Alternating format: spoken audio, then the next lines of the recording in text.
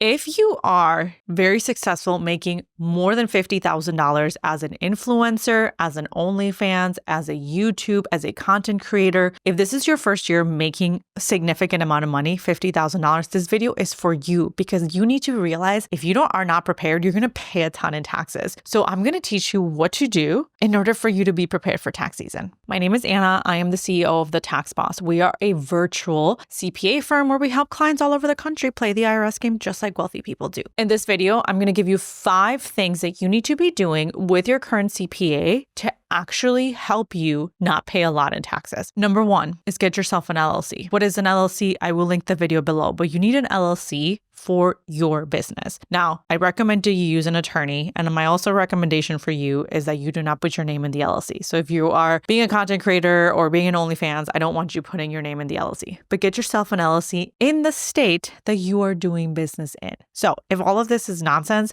go get an attorney and get yourself an LLC. That's step number 1. Number 2, once you get that LLC, you are going to register with the IRS to get an EIN number. An EIN number is like a social security number that you are going to get for your business. That is going to allow you to open a business bank account. That's what you need to do next. Okay. Go get yourself a business bank account where all of your income is going to be deposited. So every time you get paid from TikTok, from YouTube, from OnlyFans, all that money needs to go into your business bank account. All the expenses will have to come out of that business bank account. So get yourself a credit card, get yourself a business account, and use that specifically just for business stuff. Don't commingle. Number 3, get a profit and loss statement. You have no idea what that is? It's okay. A profit and loss statement is a detailed report of how much money you've made and of all of your expenses. And whatever is left at the bottom is your net income. That net income, so let's say you make $100,000 and you have $20,000 in expenses, your net would be $80,000. That $80,000 is what you are going to be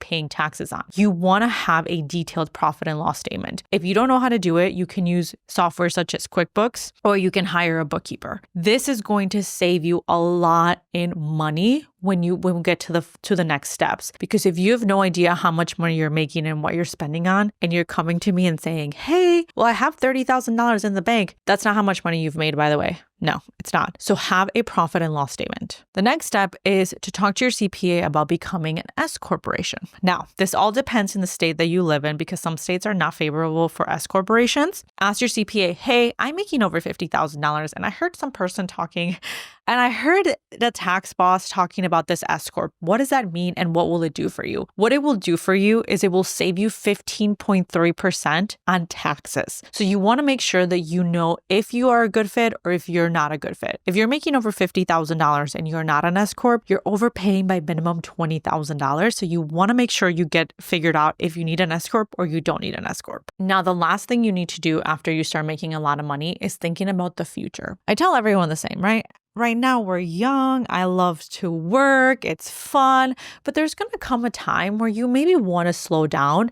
And when it comes to influencing, unfortunately, what happens is if you're not there, you're not making money. You are trading your time for money. So you want to make sure that you save for the future. And I know you see all these influencers who start making a couple $100,000, start buying Rolex, start buying Lambos. No, okay? Think about the future when you're not wanting to be on TikTok, but you got to think about the future. So that leads me to put money into a SEP IRA. Start putting money away. Now, I don't care what you heard about, oh, IRAs are not good, blah, blah, blah, but this is a more advanced strategy. But you want to think of the future, not right now. I hope that this was helpful. Bring it to your CPA and we'll see you in our next video.